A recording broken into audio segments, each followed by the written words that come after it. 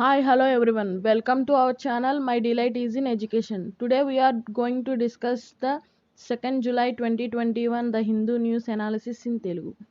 Without any delay, we move to the first article. 9 European nations clear SSI. This article comes under international relations. ఈ article background చూసుకుంటే మనం నిన్న న్యూస్లో రావడం అయితే జరిగింది. మనం ఎక్స్ప్లెయిన్ కూడా చేసుకున్నాం. యూరోపియన్ యూనియన్ వచ్చేసేసి దాని యొక్క గ్రీన్ పాస్లో కోవిషీల్డ్ ఆర్ కోవాక్సిన్ నేమ్ని ఇంక్లూడ్ చేయలేదు. అంటే బేసిక్ మ్యాండేటరీ క్వారంటైన్ లేకుండా అలౌ చేయడానికి గ్రీన్ పాస్ అనేది ఇంట్రడ్యూస్ చేశారు యూరోపియన్ యూనియన్ వాళ్ళు.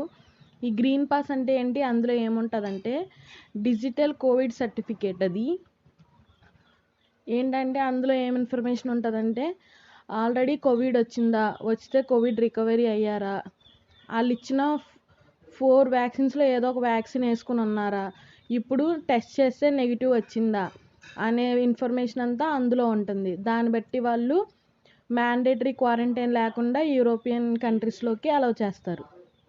దానికి సంబంధించి Pfizer, Moderna, Oxford AstraZeneca, Johnson and Johnson ఈ 4 వ్యాక్సిన్స్నే వాళ్ళ యొక్క గ్రీన్ పాస్లో ఎన్క్లూడ్ చేయడం అయితే జరిగింది. మన కోవాక్సిన్ కానీ కోవిషీల్డ్ కానీ ఇంక్లూడ్ చేయలేదు. దానికి సంబంధించి ఇండియా కూడా కౌంటర్ యాక్షన్ అయితే తీసుకోవడం జరిగింది. దానికి సంబంధించి యూరోపియన్ యూనియన్లో ఉన్న 9 కంట్రీస్ కోవిషీల్డ్ని ఇంక్లూడ్ చేశారు. ఎస్ఎస్ఐ అంటే serum institute of India. Serum institute of India వాళ్ళు ఈ కోవిషీల్డ్ని తయారు చేస్తున్నారు. సో వాళ్ళు తయారు చేసే కోవిషీల్డ్ని కూడా యూరోపియన్ యూనియన్లోకి ఎంట్రీ ఇస్తున్నామని యూరోపియన్ యూనియన్లో ఉన్న ఒక 9 కంట్రీస్ అయితే చెప్పడం జరిగింది. ఆ 9 కంట్రీస్ ఏంటంటే Austria, Germany, Slovenia, Greece, Iceland, Ireland, Spain, Estonia, Switzerland. ఈ 9 కంట్రీస్ అయితే కోవిషీల్డ్ని ఇంక్లూడ్ చేయడం అయితే జరిగింది.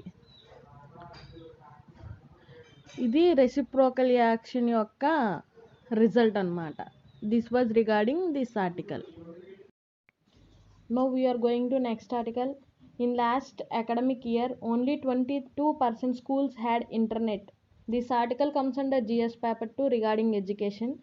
ఈ ఆర్టికల్ వచ్చేసి మనకి మెయిన్స్లో చాలా యూజ్ అవుతుంది ఎగ్జాంపుల్ కింద రాయడానికి. బికాజ్ న్యూ ఎడ్యుకేషన్ పాలసీస్ అని, అకాడమిక్ ఇయర్స్ క్యాన్సిల్ అవ్వడం, ఆన్లైన్ ఎడ్యుకేషన్ రావడం, అండ్ ఎగ్జామినేషన్స్ క్యాన్సిలేషన్ అవ్వడం, ఎగ్జామినేషన్స్ పోస్ట్ పోన్ అవ్వడం చాలా జరిగినాయి. కాబట్టి ఎడ్యుకేషన్ మీద మినిమం క్వశ్చన్స్ అడగడం అయితే జరిగిద్ది.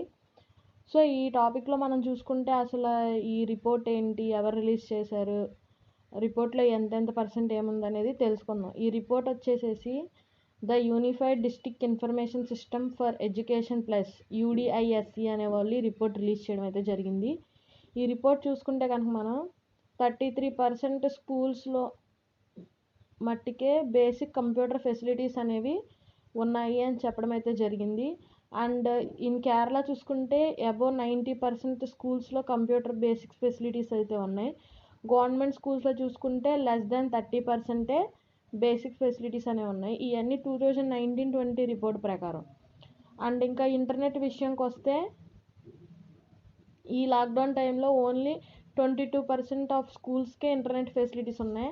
గవర్నమెంట్ స్కూల్స్కి అయితే 12% ఇంటర్నెట్ ఫెసిలిటీస్ అనేవి ఉండడం జరిగింది.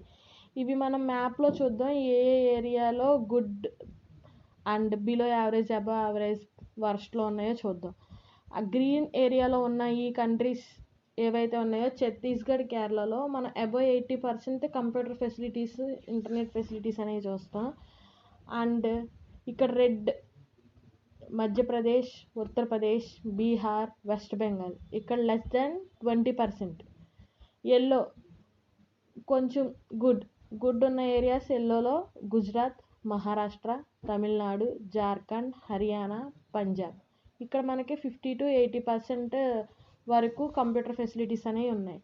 ఆరెంజ్ అంటే యావరేజ్, అటు గుడ్ కాదు ఇటు బ్యాడ్ కాకుండా ఉన్నాయి ఏంటంటే జమ్మూ అండ్ కాశ్మీర్, లదాఖ్, రాజస్థాన్, హిమాచల్ ప్రదేశ్, ఉత్తరాఖండ్, అరుణాచల్ ప్రదేశ్, నాగాల్యాండ్, మిజోరాం, మణిపూర్, కర్ణాటక, గోవా, ఆంధ్రప్రదేశ్, తమిళనాడు, ఒడిశా. ఇక్కడ చూసుకుంటే మనకి 20 to 50% అనేది కంప్యూటర్ బేసిక్ ఫెసిలిటీస్ అయితే ఉన్నాయి స్కూల్ క్యాంపసెస్లో. అండ్ యూడిఐఎస్సి అనేది 2012-13లో ఫామ్ చేశారు. It was the largest management information system. మనకిచ్చే ఇన్ఫర్మేషన్ అన్నిటిలో కల్లా ఈ యూడిఐఎస్సి ఇన్ఫర్మేషన్ అనేది largest management.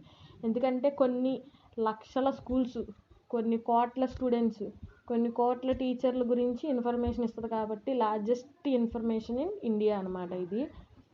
So this was regarding this article. We're moving to the next article. All WHO approved jobs must be recognized for travel, UN. This article comes under GS paper 2 under health and international relations. ఈ article ఏంటంటే మనం దీని యొక్క background చూసుకుంటే రీసెంట్గా European union అనేది green pass అనేది తీసుకొచ్చి కొన్ని రూల్స్ అయితే పెట్టడం జరిగింది. వాళ్ళ లిస్ట్లో ఉన్న 4 వ్యాక్సిన్స్ మట్టికే అలౌ చేశారు. మిగతా WHO అప్రూవ్ చేసిన వ్యాక్సిన్స్ని అలౌ చేయలేదు. దాని ప్రకారం ఏంటంటే వాళ్ళ లిస్ట్లో ఉన్న వ్యాక్సిన్స్ వేయించుకున్న వాళ్ళ సర్టిఫికేట్స్ ఉంటే వాళ్ళని చెక్ చేసి వాళ్ళకి ఎలాంటి మ్యాండేటరీ క్వారంటైన్ లేకుండా కంట్రీలోకి అలౌ చేస్తారు. సో దానికి సంబంధించి వరల్డ్ హెల్త్ ఆర్గనైజేషన్ అనేది రెస్పాండ్ అవటం అయితే జరిగింది. ఏమని చెప్పిందంటే వరల్డ్ హెల్త్ ఆర్గనైజేషన్ అప్రూవ్ చేసిన అన్ని వ్యాక్సిన్స్ కంట్రీస్ని అలో చేయమని చెప్పడం జరిగింది. ఎందుకంటే ఇది ఇన్ఈక్వాలిటీ అనేది క్రియేట్ చేస్తుంది and negative impact on growth of economies. ఎందుకంటే ఇప్పుడు ఇలాగా బార్డర్ ట్రావెలింగ్ అనేది ఆపేస్తే ఎకనామిక్ గ్రోత్ అనేది చాలా పడిపోద్ది.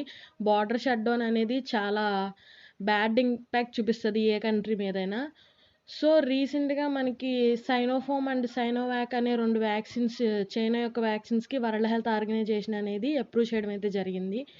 But most of the European countries China యొక్క వ్యాక్సిన్ని అప్రూవ్ చేయట్లేదు. సో దానికి సంబంధించి వరల్డ్ హెల్త్ ఆర్గనైజేషన్ అనేది రెస్పాండ్ అయ్యి మస్ట్ గివ్ రికగ్నైజ్ అని చెప్పడం జరిగింది for travelling purpose. This was regarding this article. Now we are going to the next article. DCGI, Drug Control General of India, not sought for Zycovir. This article comes under GS paper 2 regarding health.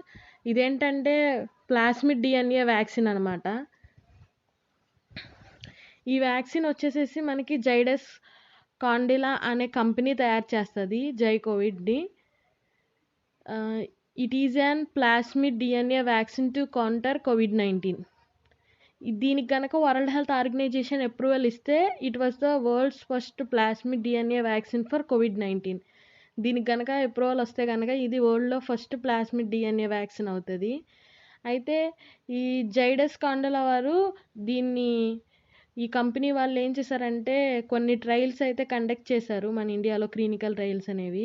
phase 1, phase 2లో దాని యొక్క effectiveness గురించి తెలిసింది. మనకి phase 3లో వచ్చి 2800 volunteers మీద దీన్ని test చేయడం అయితే జరిగింది బిట్వీన్ 12 to 18 years పీపుల్ మధ్యలో వాళ్ళకి. రిజల్ట్లో ఏమొచ్చిందంటే 66% ఎఫిషియన్సీ అనేది ఉంది. ఒకవేళ దీన్ని 3 doses కనుక కంప్లీట్ చేస్తే 100% ఎఫిషియన్సీ వస్తుందని చెప్పడం అయితే జరిగింది. దీని మొత్తాన్ని 150 సెంటర్స్లో క్లినికల్ ట్రయలింగ్ అనేది జరిగింది. ఇది plasmid DNA vaccine. This was regarding this article. Now we're moving to the next article. PMI, that means purchasing managers index, survey source manufacturers ranking June. This article comes under GS paper 3 regarding economy. ఈ ఆర్టికల్లో చూసుకుంటే manufacturing యొక్క graph అనేది తగ్గిపోయింది. మనం ఎకానమీలో చూసుకుంటే మనకి 4 సెక్టార్స్ ఉంటాయి. Primary sector, secondary sector, tertiary sector, quaternary sector and quinary sector. Manufacturing వచ్చేసి మనకి సెకండరీ సెక్టార్ కింద వస్తుంది. మనకి కోవిడ్ టైంలో ఈ ఇండియన్ గవర్నమెంట్ పెట్టిన రిస్ట్రిక్షన్స్ వల్ల ఇంటర్నేషనల్గా ట్రేడ్ అనేది తగ్గిపోయింది. అండ్ కోవిడ్ రిస్ట్రిక్షన్స్ వల్ల ఈ కంట్రీలో డిమాండ్, ప్రోడక్ట్ యొక్క గ్రోత్ అనేది తగ్గిపోయింది. అన్ఎంప్లాయ్మెంట్ పెరిగిపోయి no work, so no product supply. అందుకనే మ్యానుఫ్యాక్చరింగ్ గ్రోత్ అనేది ఫస్ట్ టైం పడిపోవడం అయితే జరిగింది. మనం survey based IHS market manufacturing purchase managers index ప్రకారం చూస్తే మేలో 50.8% ఉంది. జూన్లో చూస్తే 48%కి రావడం అయితే జరిగింది. 3 points అనేది తగ్గిపోయింది. This was regarding this article. Now we're moving to the next article. Delhi is lame, duck assembly. This article comes under GS paper 2 under polity. ఈ ఆర్టికల్ మనకు మెయిన్స్లో చాలా ఇంపార్టెంట్. ఈ ఆర్టికల్లో దేని గురించి తెలుసుకోబోతున్నామంటే జిఎన్సిటిడి అమెండ్మెంట్ యాక్ట్. రీసెంట్గా జిఎన్సిటిడిని అమెండ్మెంట్ చేశారు. అసలు ఈ జిఎన్సిసిడి అనేది supplementary provision of the constitution. It was enacted in 1991. వీళ్ళు ఇప్పుడు ఏం రీసెంట్గా అమెండ్మెంట్ చేశారంటే కొన్ని డిస్క్రిషనరీ పవర్స్ అనేది ఇవ్వటం అయితే జరిగింది మన సెంట్రల్ క్యాపిటల్ అయిన ఢిల్లీలో ఉన్న లెఫ్టినెంట్ గవర్నర్కి. సెక్షన్ 21, 24, 33, 44 ఆఫ్ జిఎన్సిటిడి 1991 యాక్ట్కి ఏంటంటే even in matters where legislative assembly is empowered to make laws. Even making లాస్లో కూడా ఈయనకి పవర్స్ అనేవి ఇవ్వడం జరిగింది. ఎప్పుడైతే కౌన్సిల్ ఆఫ్ మినిస్టర్ ఏదైనా డెసిషన్ తీసుకుంటారో అప్పుడు ఈ యొక్క లెఫ్టినెంట్ జనరల్కి కూడా ఒపీనియన్ ఇచ్చే అధికారం ఉంది, ఆయన అప్రోచ్ అయ్యే అవకాశం కూడా ఉందని చెప్పి పవర్ ఇవ్వడం అయితే జరిగింది అమెండ్మెంట్ యాక్ట్ చేసి. This was regarding